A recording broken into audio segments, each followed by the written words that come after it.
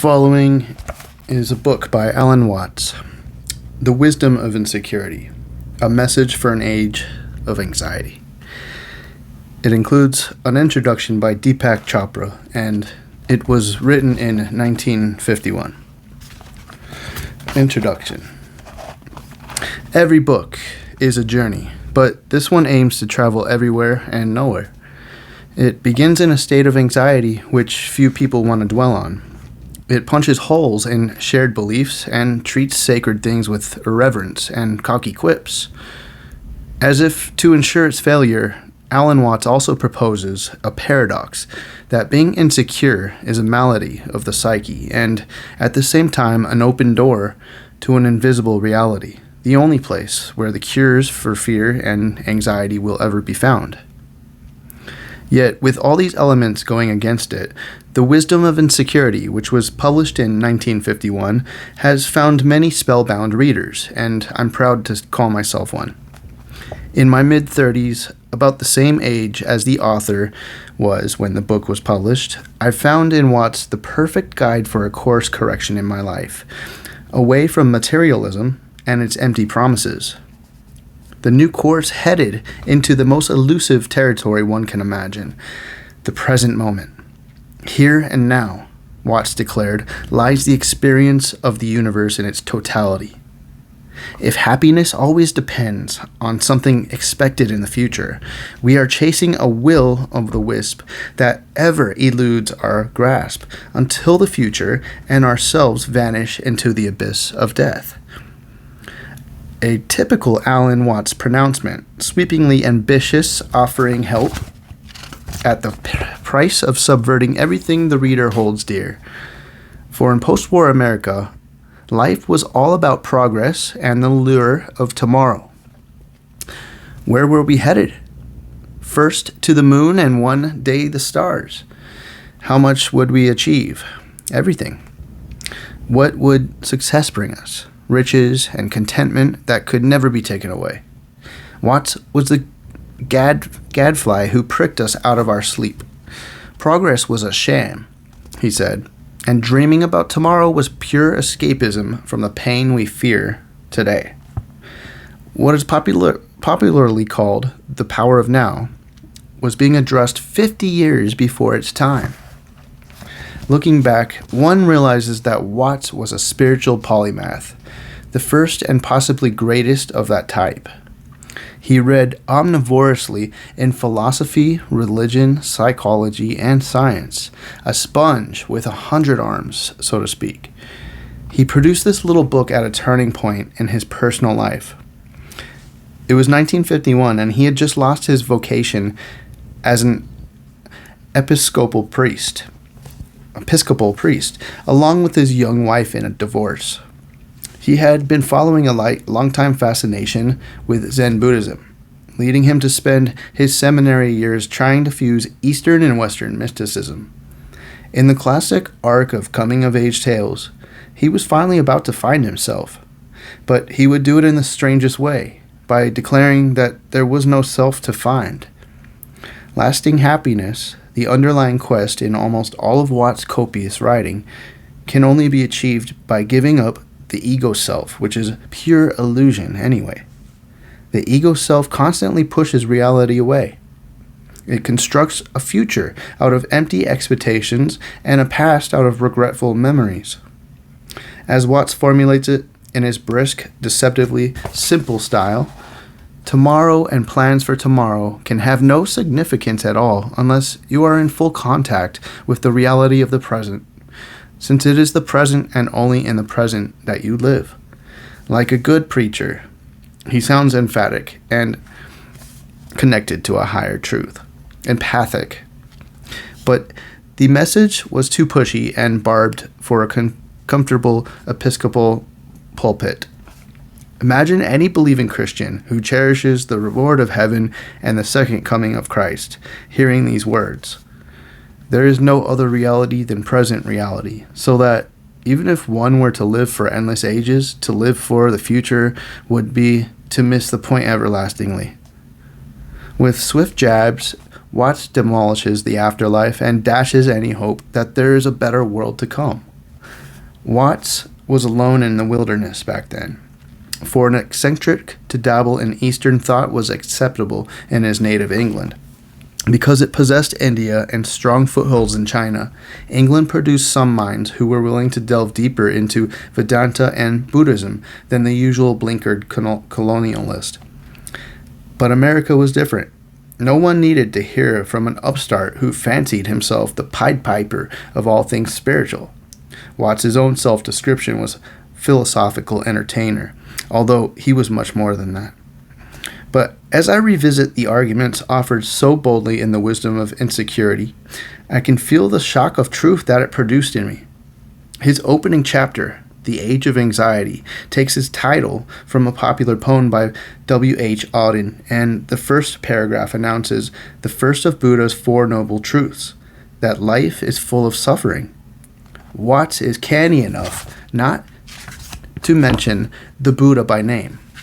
Instead, he looks directly into the heart of a reader living under the shadow of the bomb and poses an eternal question in terms that the existential 50s recognized.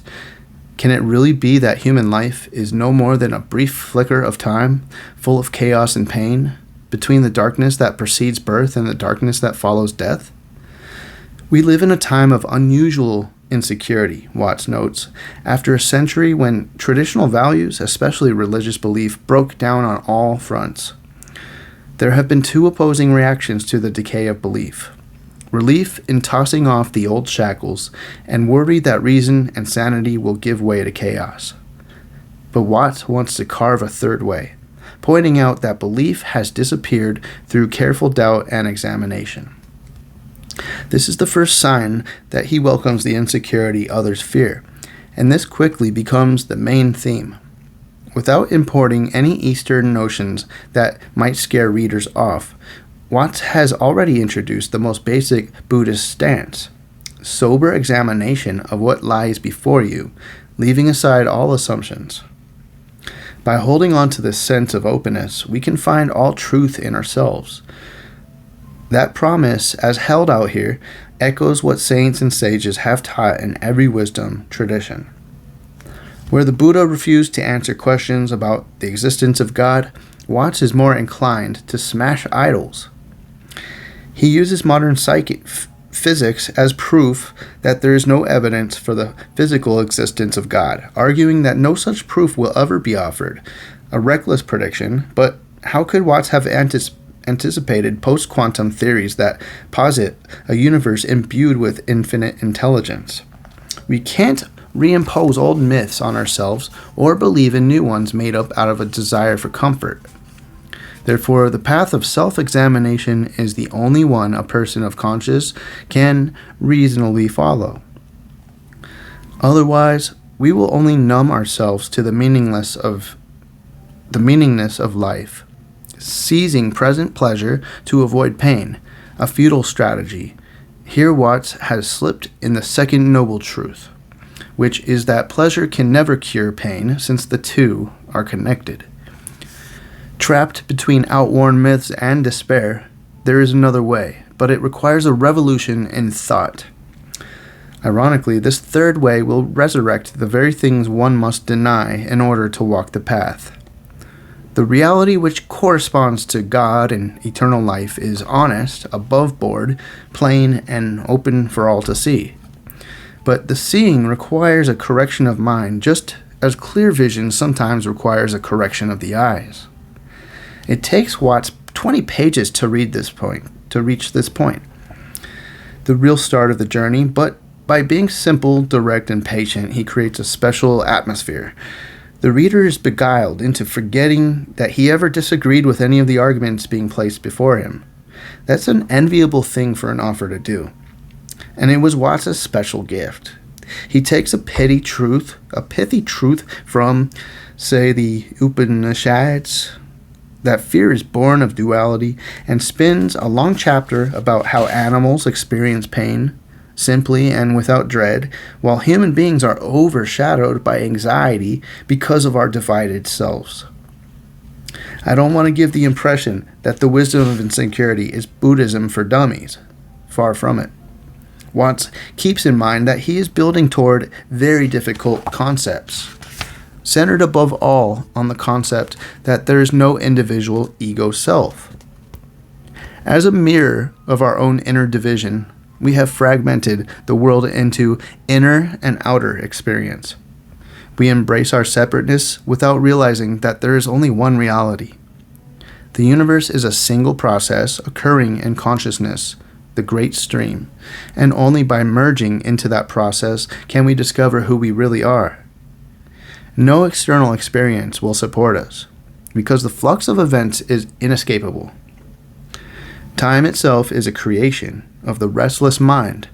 Space has been created by the same mind to give itself room to wander when in fact there's no space beyond a mental construct like all constructs, eventually turns into a prison. These are difficult ideas to grasp, even more difficult to abide by. The strategy Watts follows is not specifically Buddhist, but goes back to the most ancient insights of the Vedic seers of India. Eliminate what is unreal, and all that remains will be real.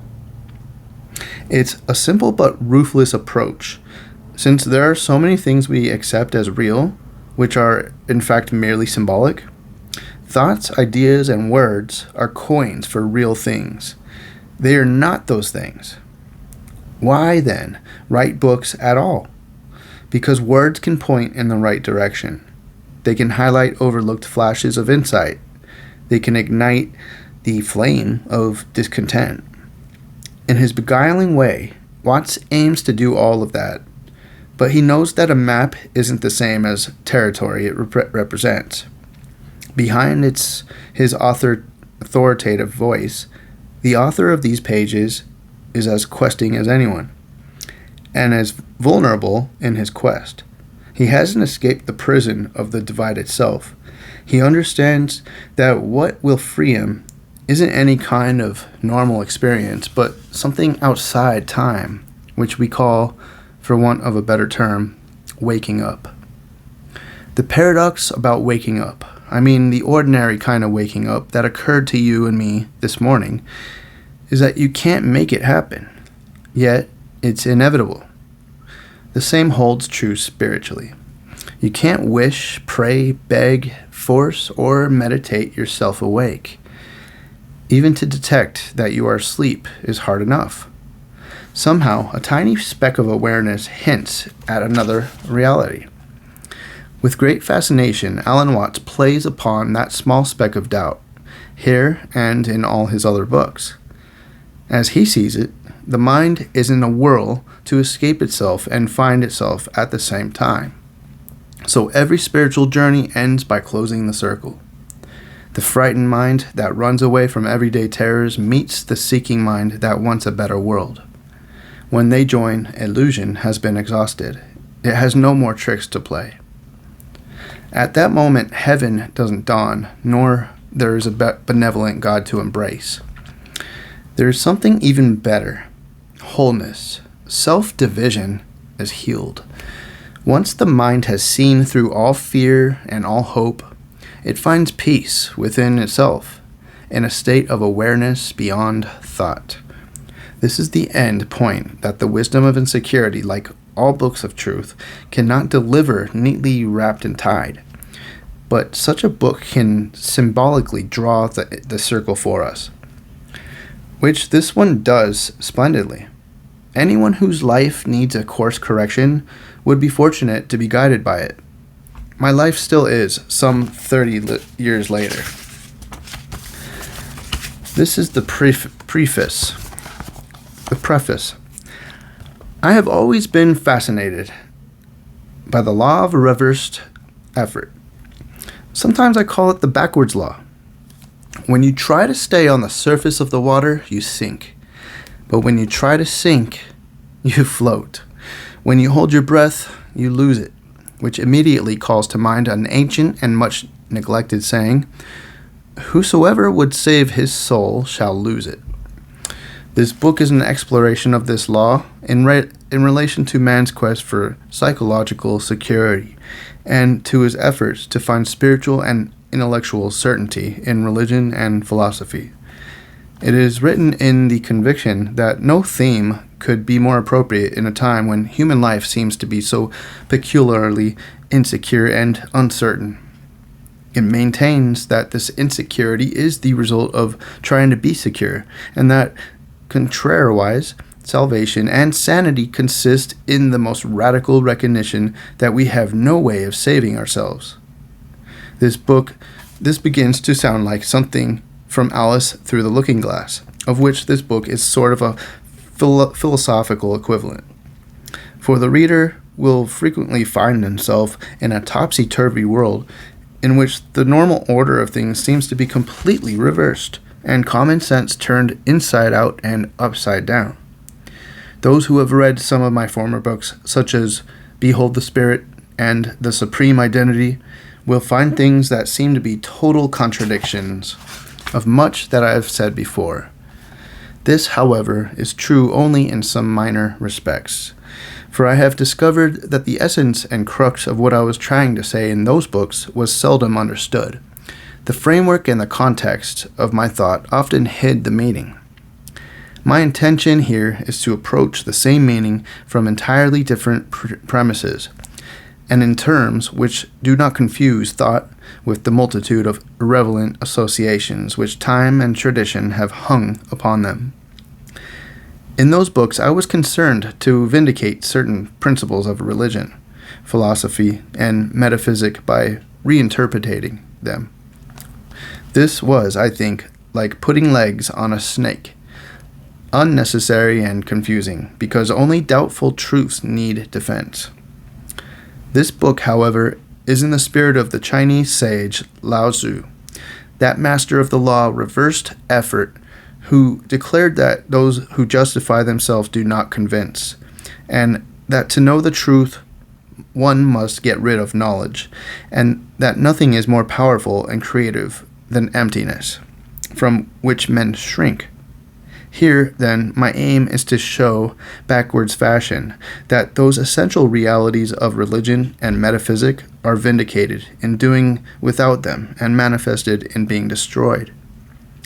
It is my happy duty to acknowledge that the preparation of this book has been made possible by the generosity of the foundation established by the late Franklin J. Matchett of New York, a man who devoted much of his life to the problems of science and metaphysic, being one of those somewhat rare businessmen who are not wholly absorbed in the vicious circle of making money to make money to make money.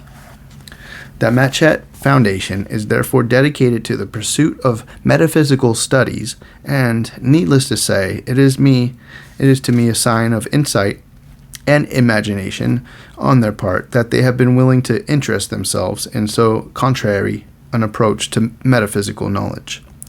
Alan W. Watts, San Francisco, May 1951. Chapter 1. The Age of Anxiety.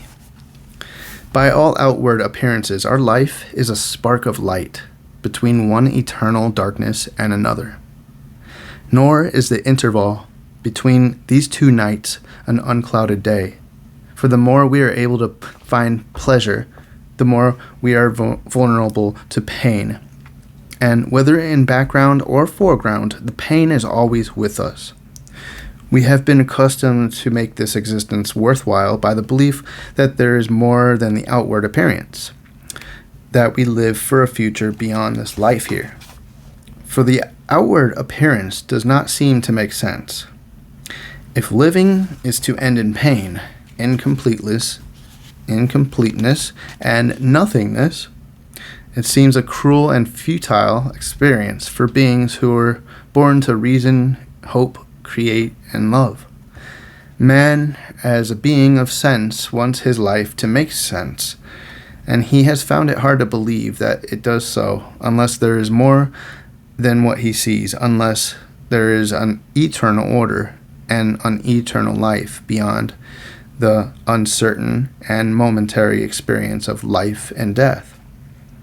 I may not perhaps be forgiven for introducing sober matters with a frivolous notion, But the problem of making sense out of the seeming chaos of experience reminds me of my childish desire to send someone a parcel of water in the mail. The recipient unties the string, releases the deluge in his lap. But the game would never work, since it is irritatingly impossible to wrap and tie a pound of water in a paper package. There are kinds of paper which won't disintegrate when wet, but the trouble is to get the water itself into any manageable shape and to tie the string without bursting the bundle. The more one studies attempted solutions to problems in politics and economics, in art, philosophy, and religion, the more one has the impression of extremely gifted people wearing out their ingenuity at the impossible and futile task of trying to get the water of life into neat and permanent packages. There are many reasons why this should be particularly evident to a person living today. We know so much about history, about all the packages which have been tied and which have duly come apart. We know so much detail about the problems of life that they resist easy simplification and seem more complex and shapeless than ever. Furthermore, science and industry have so increased both the tempo and the violence of living that our packages seem to come apart faster and faster every day.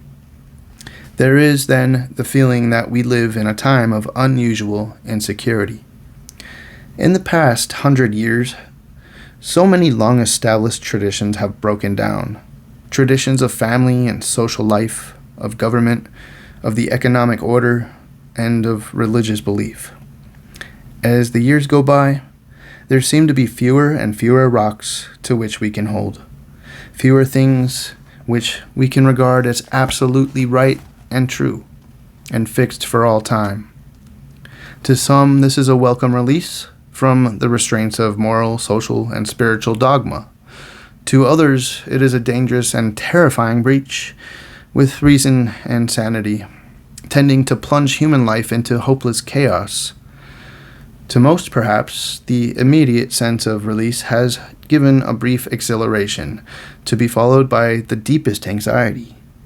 For if all is relative, if life is a torrent without form or goal, in whose flood absolutely nothing save change itself can last, it seems to be something in which there is no future and thus no hope. Human beings appear to be happy just so long as they have a future to which they can look forward, whether it be a good time tomorrow or an everlasting life beyond the grave.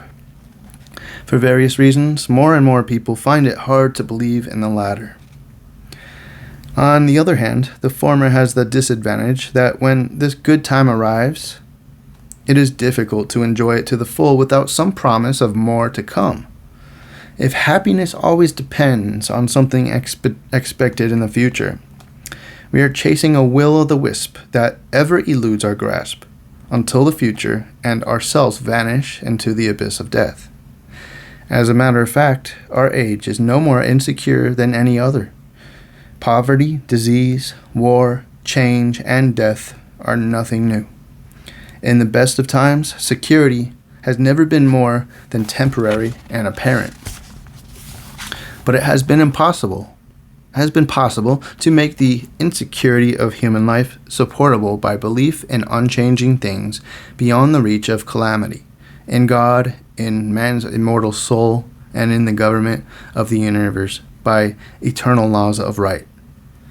Today, such convictions are rare, even in religious circles. There is no level of society. There must even be few individuals touched by modern education where there is not some trace of the leaven of doubt. It is simply self-evident that during the past century, the authority of science has taken the place of the authority of religion in the popular imagination, and that skepticism, at least in spiritual things, has become more general than belief. The decay of belief has come about through the honest doubt, the careful and fearless thinking of highly intelligent men of science and philosophy. Moved by a zeal and reverence for fact, they have tried to see, understand, and face life as it is without wishful thinking. Yet for all that they have done to improve the conditions of life, their picture of the universe seems to leave the individual without ultimate hope. The price of their miracles in this world has been the disappearance of the world to come, and one is inclined to ask the old question, what shall it profit a man if he gain the whole world and lose his soul? Logic, intelligence, and reason are satisfied, but the heart goes hungry. For the heart has learned to feel that we live for the future. Science may, slowly and uncertainly, give us a better future for a few years, and then for each of us, it'll end. It will all end. However long postponed, everything composed must decompose. Despite some opinions to the contrary, this is still the general view of science. In literary and religious circles, it is now often supposed that the conflict between science and belief is a thing of past.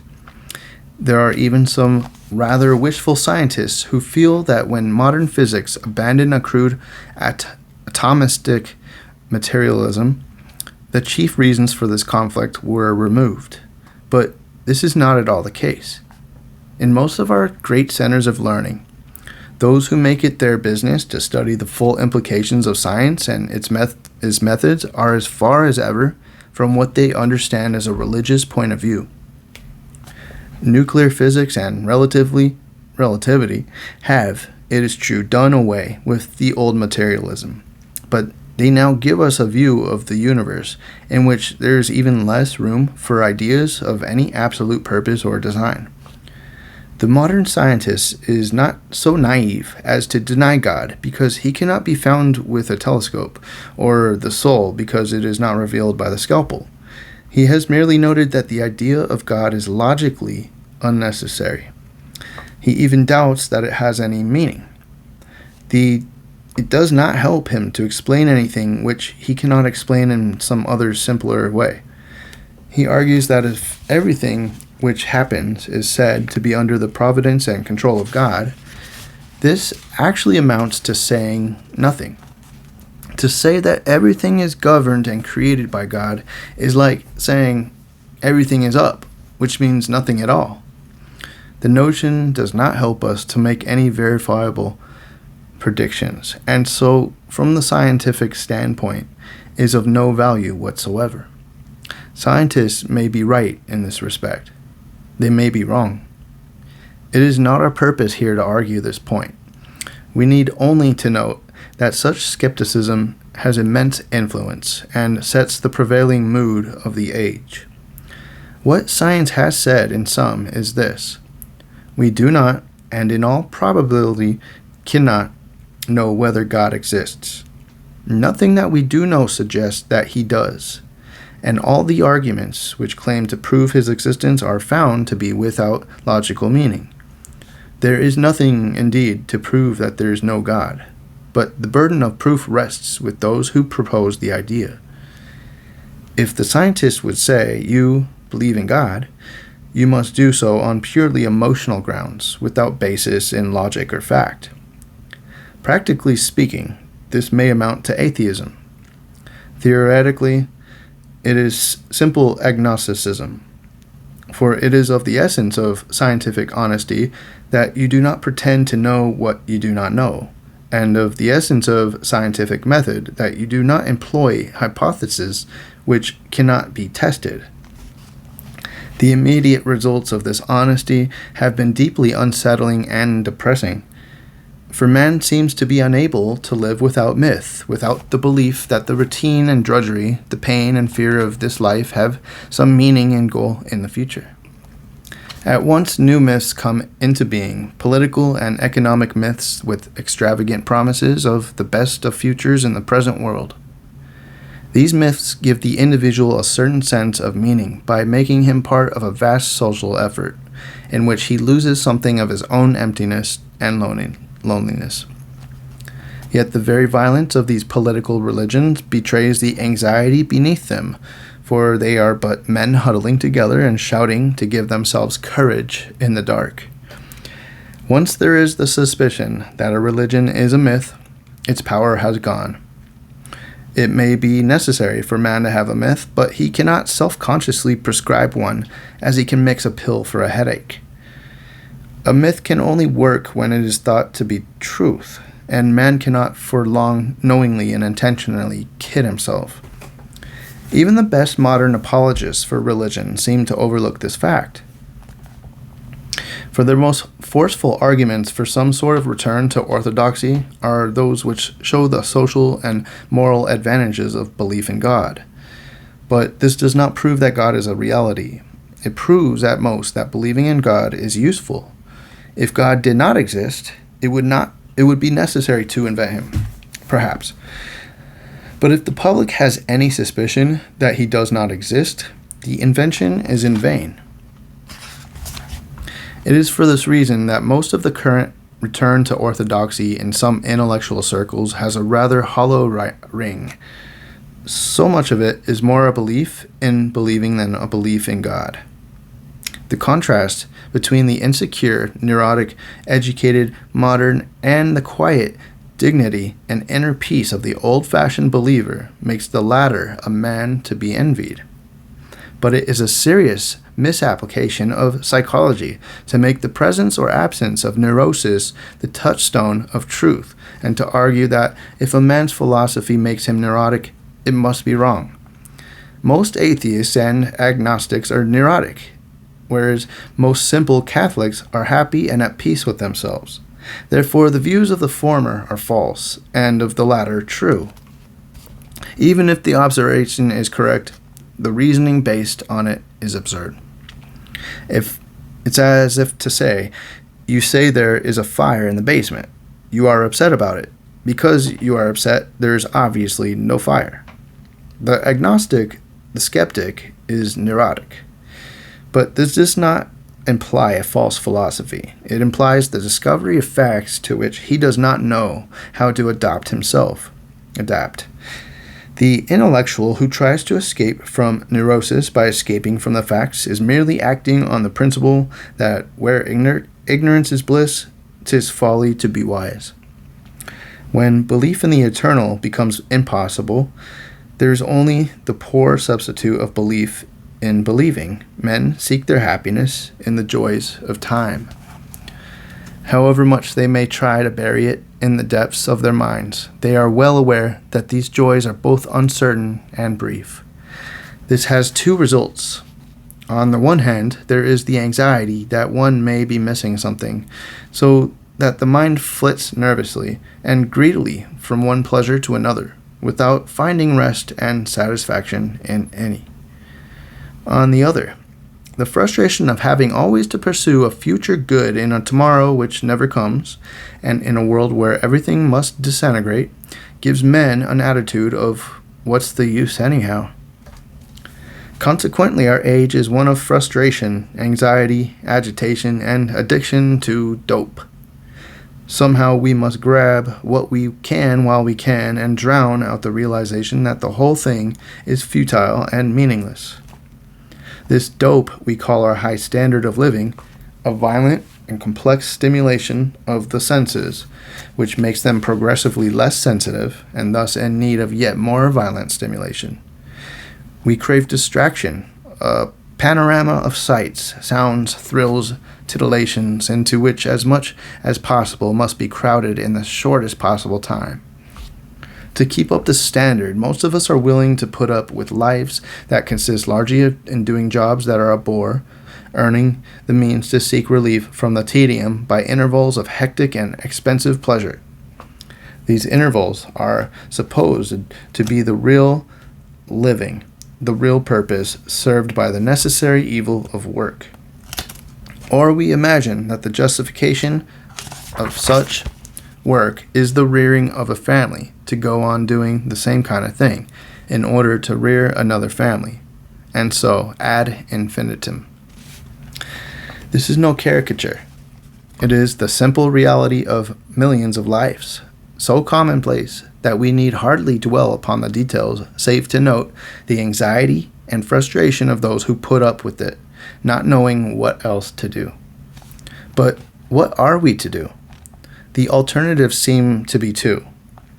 The first is, somehow or other, to discover a new myth, or convincingly resuscitate them, an old one.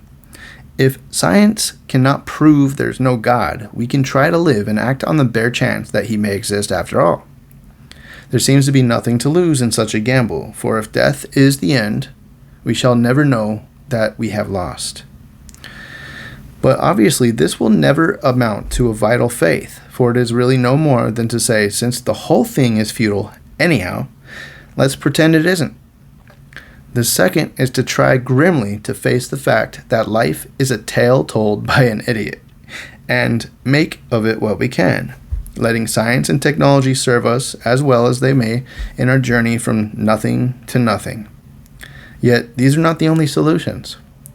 We may begin by granting all the agnosticism of a critical science. We may admit, frankly, that we have no scientific grounds for belief in God, in personal immortality, or in any absolutes. We may refrain altogether from trying to believe, taking life just as it is, and no more. From this point of departure, there is yet another way of life that requires neither myth nor despair, but it requires a complete revolution in our ordinary, habitual ways of thinking and feeling. The extraordinary thing about this revolution is that it reveals the truth behind the so-called myths of traditional religion and metaphysic. It reveals not beliefs but actual realities corresponding, in an unexpected way, to the ideas of God and of eternal life. There are reasons for supposing that a revolution of this kind was the original source of some of the main religious ideas, standing in relation to them as reality to symbol and cause to effect. The common error of ordinary religious practice is to mistake the symbol for the reality, to look at the finger pointing the way and then to suck it for the comfort rather than follow it. Religious ideas are like words, of little use and often misleading, unless you know the concrete realities to which they refer. The word water is a useful means of communication amongst those who know water. The same is true of the word and the idea called God. I do not, at this point, wish to seem mysterious or to be making claims to secret knowledge. The reality which corresponds to God and eternal life is honest, above board, plain, and open for all to see. But the same requires a correction of mind, just as clear vision sometimes required a correction of the eyes. The discovery of this reality is hindered rather than helped by belief, whether one believes in God or believes in atheism. We must here make a clear distinction between belief and faith, because in general practice, belief has come to mean a state of mind which is most the opposite of faith. Belief, as I use the word here, is the insistence that the truth is what one would lief or wish it to be. The believer will open his mind to the truth on condition that it fits in with his preconceived ideas and wishes. Faith, on the other hand, is an unreserved opening of the mind to the truth, whatever it may turn out to be. Faith has no preconceptions. It is a plunge into the unknown. Belief clings, but faith lets go. In this sense of the word, faith is the essential virtue of science, and likewise of any religion that is not self-deception. Most of us believe in order to feel secure, in order to make our individual lives seem valuable and meaningful. Belief has thus become an attempt to hang on to life, to grasp and keep it for one's own. But you cannot understand life and its mysteries as long as you try to grasp it. Indeed, you cannot grasp it, just as you cannot walk off with a river in a bucket. If you try to capture running water in a bucket, it is clear that you do not understand it and that you will always be disappointed, for in the bucket the water does not run. To have running water, you must let go of it and let it run. The same is true of life and of God. The present phase of human thought and history is especially ripe for this letting go. Our minds have been prepared for it by this very collapse of the beliefs in which we have sought security, from a point of view strictly, if strangely, in accord with certain religious traditions. This disappearance of the old rocks and absolutes is no calamity, but rather a blessing. It almost compels us to face reality with open minds, and you can only know God through an open mind, just as you can only see the sky through a clear window. You will not see the sky if you have covered the glass with blue paint. But religious people who resist the scraping of the paint from the glass, who regard the scientific attitude with fear and mistrust, and confuse faith with clinging to certain ideas, are curiously ignorant of laws of the spiritual life which they might find in their own traditional records. A careful study of comparative religion and spiritual philosophy reveals that abandonment of belief and any clinging to a future life for one's own, and of any attempt to escape from finitude and mortality, is a regular and normal stage in the way of a spirit.